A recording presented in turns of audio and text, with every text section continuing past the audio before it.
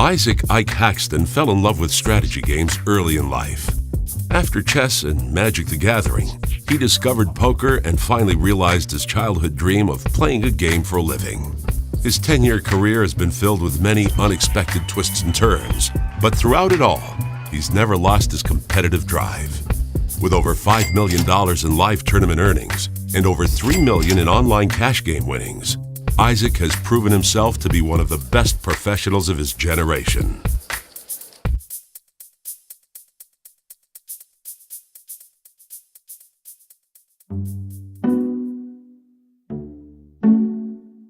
I was born in New York City and grew up in Westchester. My mom is a psychiatrist and my father is a poet and an English professor. I definitely grew up in a pretty cerebral and academic environment. My mom had just graduated from medical school and my dad was a junior professor at Sarah Lawrence University. My parents were definitely very serious about education and expressed its importance to me early on. I was very close to my parents growing up. When I was very young, I started playing a lot of games with my father. Isaac and his father started out playing simple games like checkers and Go Fish. But when Isaac turned 4, his father introduced him to chess, a game that would capture his imagination for years to come. We would handicap the games where he would start down a few pieces, and we would play with that handicap until I won 3 consecutive games, and then we would move to a smaller handicap, and certainly by the time I was 10, I was winning pretty consistently.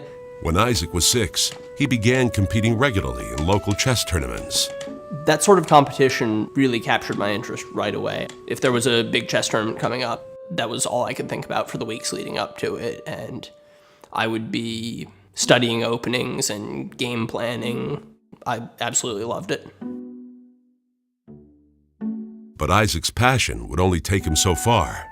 My chess career, as it were, sort of plateaued when I was 10 or so. I found myself in this situation where I was, by a very large margin on both sides, the second best player in the county. There was one dude who I never ever beat, and I never ever lost to anybody else. And going to tournaments got to be pretty tedious. Isaac's interest in chess may have tapered off, but his interest in strategy games was only just beginning. It was only a matter of time before he found a suitable replacement. Around the time that chess was beginning to lose its interest for me, I got really into a card game called Magic the Gathering. Magic the Gathering is a collectible trading card game with fantasy elements. Strategically, it's often been described as a combination of poker and chess. I would play in a couple of local tournaments a week. I would spend a lot of my free time reading what I could about strategy online, playing online, talking to my friends who played the game. I became, absolutely obsessed with it. At 14, Isaac set his sights on the professional Magic circuit. For an elite few, it offered the opportunity to play a game for a living. A dream come true for young Isaac. I definitely considered that I could be one of these people. I was friends with guys who were doing that. I thought it would be fun to spend all my time traveling around playing Magic. But even on the professional circuit, earning a living through Magic was difficult. Isaac and his friends soon found a way to use their skills in a different, more lucrative game.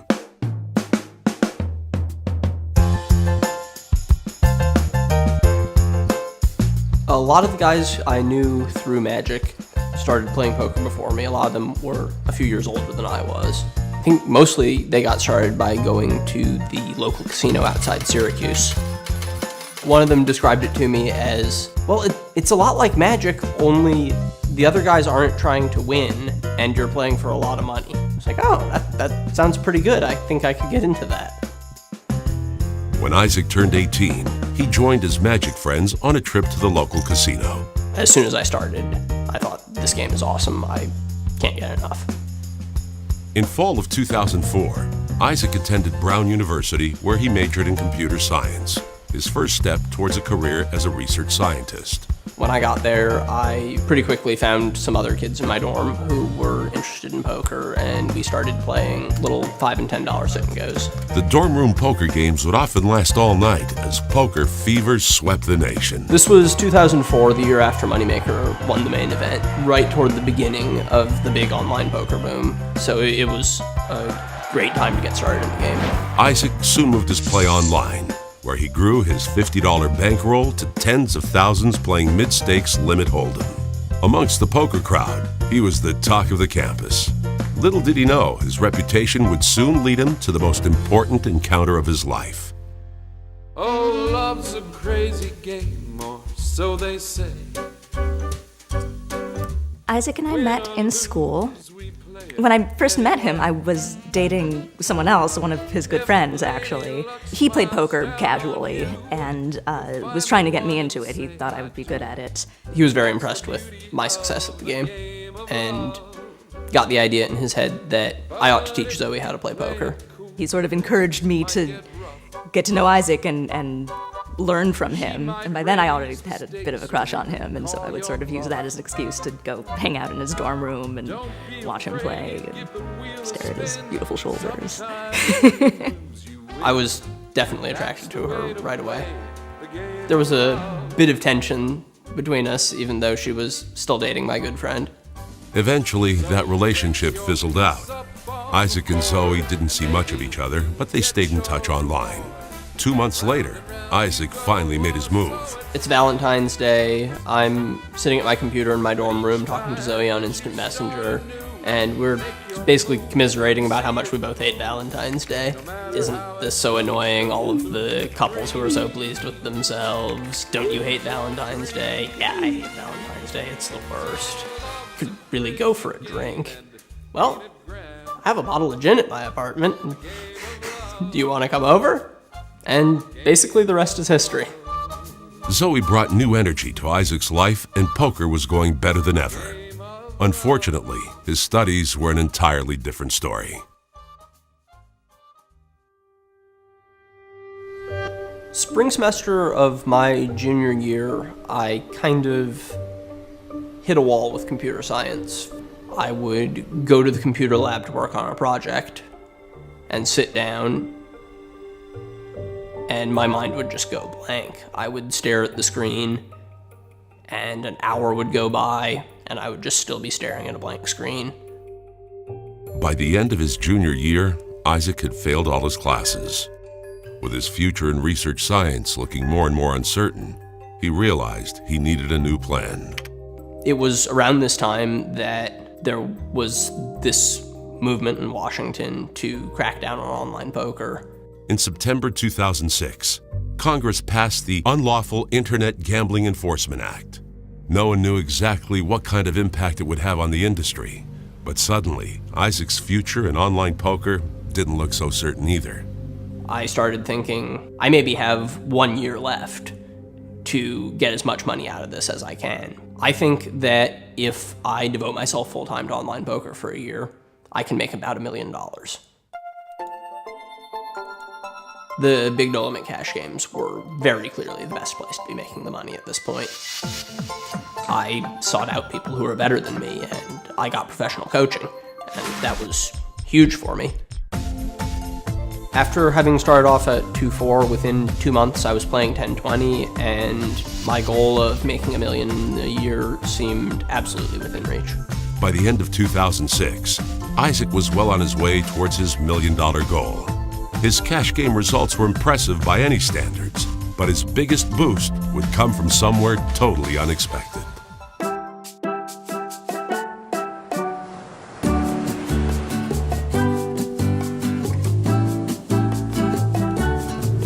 That fall, I decided that I would play some satellites for the PCA. The PokerStars Caribbean Adventure is a destination poker tournament held each year in the Bahamas, an aspect that made it one of the most popular tournaments on the circuit.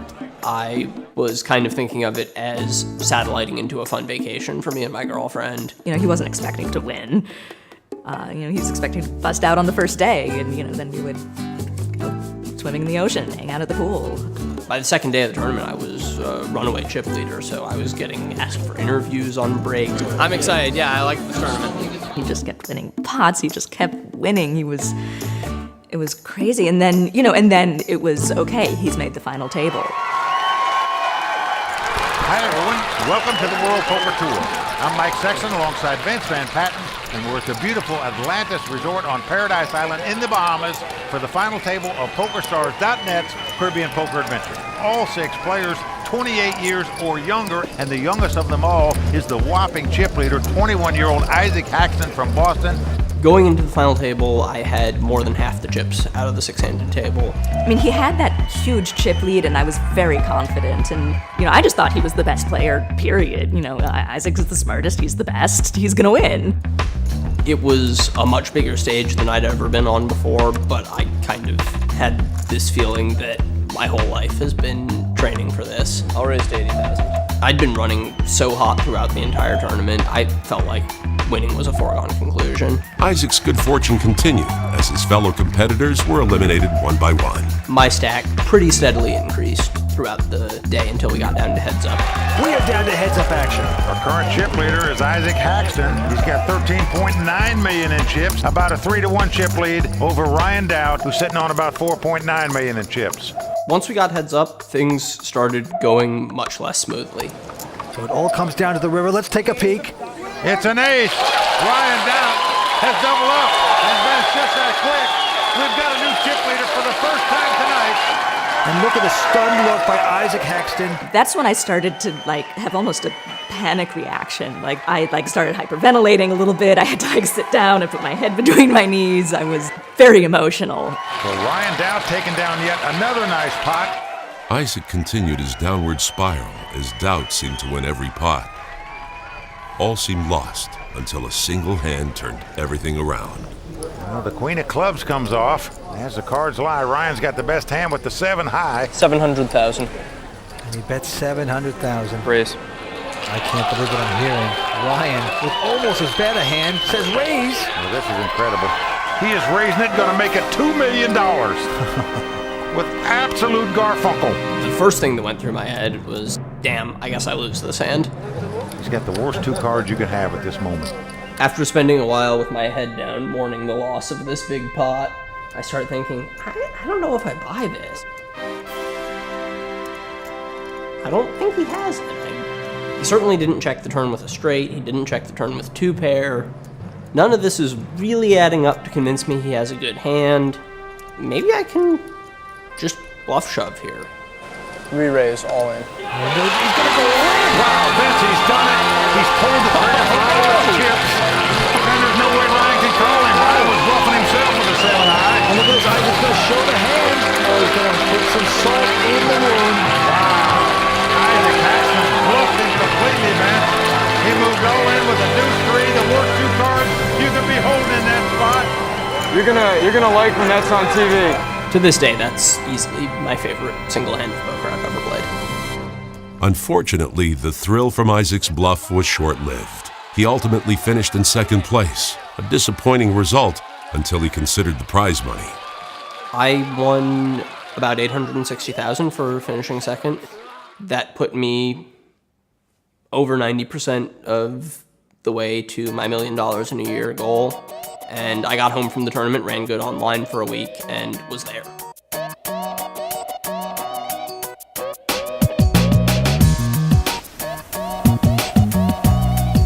In 2008, Isaac and Zoe moved to Las Vegas. They heard about a condo development that catered especially to poker players and decided it was the perfect place for Isaac to take his poker career more seriously. Panorama Towers is a high-rise development right off of the Vegas Strip. It's an exceptionally convenient place to live if you are playing live poker in Vegas. There was a time when it was essentially completely populated by poker players and strippers. And it was just a weird place to live. 1, 2, 3.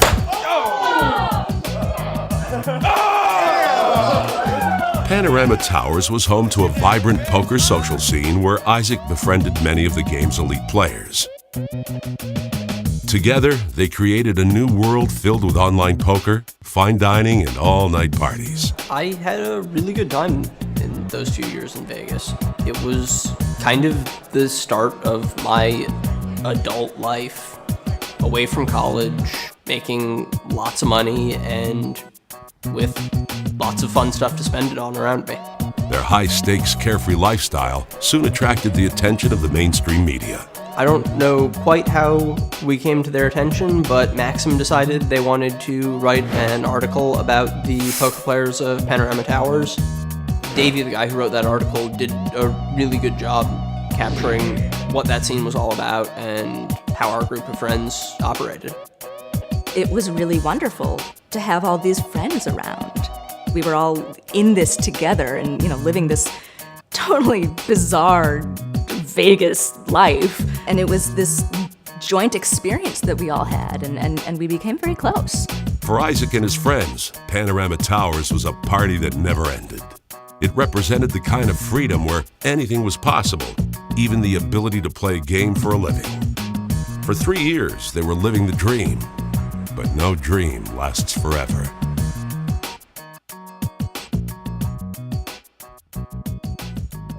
In early 2011, I was at a great point in my life, both poker-wise and otherwise. I was on a giant upswing. I felt like I was just booking a 100K win every day. He got some momentum, and some new people were playing him, and some people who hadn't been playing him started playing him, and he was on a serious winning streak and putting in a lot of hours and really enjoying playing poker, and then boom. On April 15th, 2011, the U.S. Department of Justice shut down online poker in America. It felt like the sky was falling. I mean, the sky fell. It was really the end of something, of an era of that situation.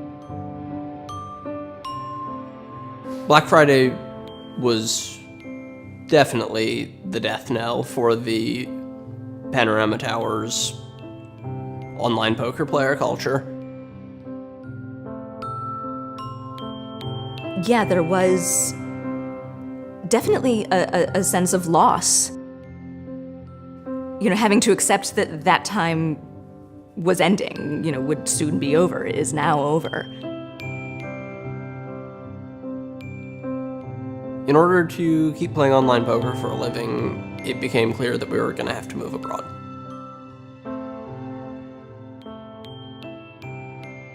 One afternoon, we were sitting on the couch in our pajamas talking about the various legal hoops we were going to have to jump through. I said, this would be a lot easier if we were just married.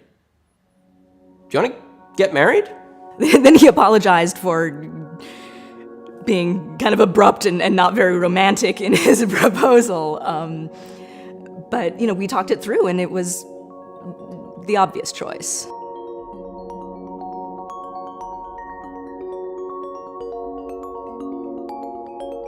We had a big, beautiful, formal, lavish wedding, with our whole family, and a lot of our friends came, and that was a really incredible experience.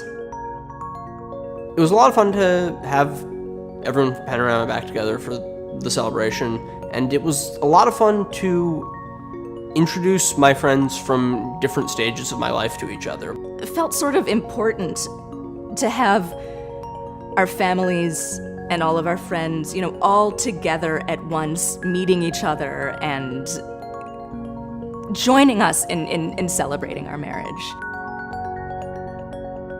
The celebration gave friends and family the opportunity to see Isaac and Zoe one last time before they began their new adventure. 2 weeks later, they moved to Malta.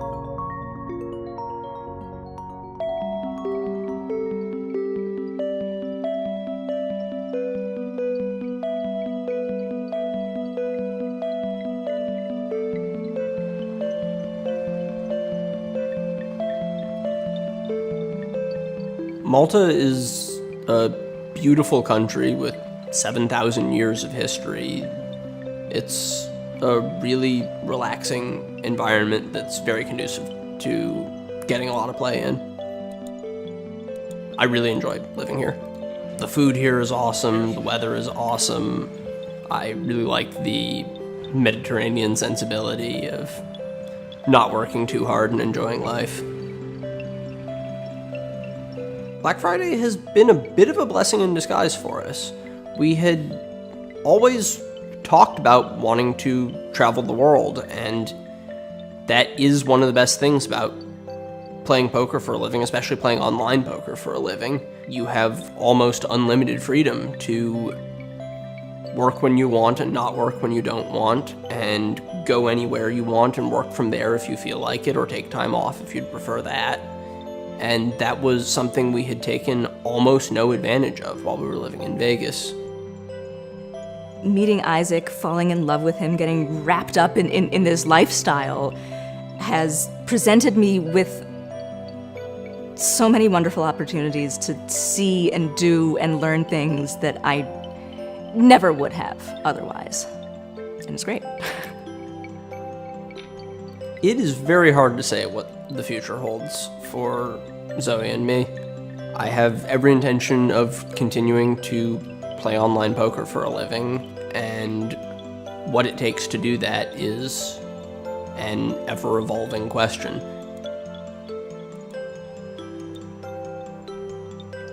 Oh, thanks.